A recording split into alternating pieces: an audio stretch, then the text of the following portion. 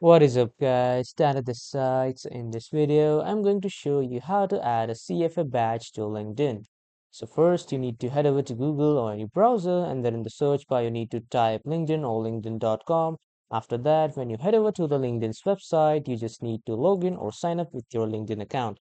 After logging in or signing up, you will be welcomed to this homepage of LinkedIn, wherein on the right side you will see your profile icon. Click on this and then click on view profile. After clicking on View Profile, on the right side here at the bottom of your profile, you will see the option of Add Profile section. Click on this and then a pop-up will appear. From here, just click on Recommended, and after clicking on Recommended, click on Add Featured. After clicking on Add Featured, on the right side, you will see this plus icon. Click on this and then click on Add a Link. After that, you need to give a link to an article or a video or a file. After that, when you have added the link, click on add, and it will take some time. And after that, you need to add the title and then the description.